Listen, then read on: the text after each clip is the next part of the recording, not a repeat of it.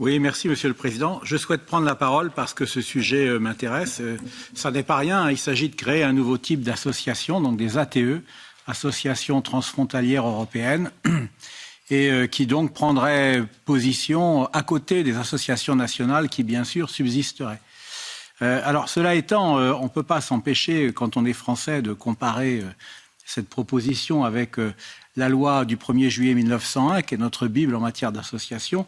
Et j'ai constaté quelques différences, dont une au moins me trouble un peu. Alors, un exemple de différence qui me trouble assez peu, c'est le nombre de membres nécessaires pour fonder l'association. En droit français, c'est 2, et ici, vous en exigez 3. Ça peut se comprendre, puisqu'il s'agit d'un type d'association un peu plus complexe que l'association nationale classique. Alors, en revanche, si je me penche sur votre article 7, sur la gouvernance, je dois vous dire que pour moi, cet article 7, il me surprend parce que le point 1 dit ceci, les États membres veillent à ce que les ATE disposent d'un organe décisionnel et d'un organe exécutif. Alors dans la suite de l'article, on explique ce qu'on entend par organe exécutif. C'est un organe qui doit comprendre au moins 3 personnes. Donc c'est l'équivalent un peu d'un bureau en droit français. Et en revanche, l'organe décisionnel que vous avez mentionné ne fait l'objet d'aucune précision ensuite. Et donc, je m'interroge, qu'est-ce que c'est cet organe décisionnel dans votre esprit? S'agit-il d'une référence à une assemblée générale?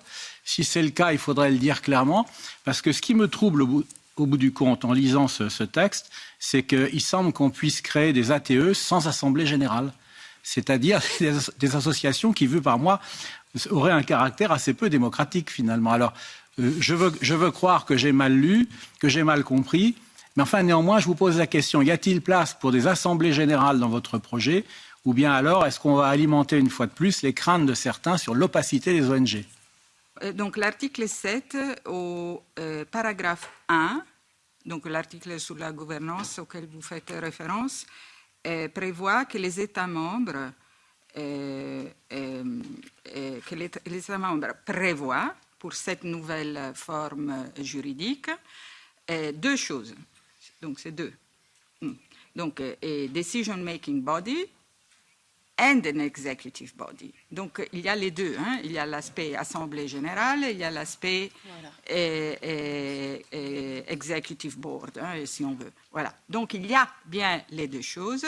On ne les règle pas dans les détails parce que on renvoie aux lois nationales, mais on prévoit bien que les 2 éléments soient prévus.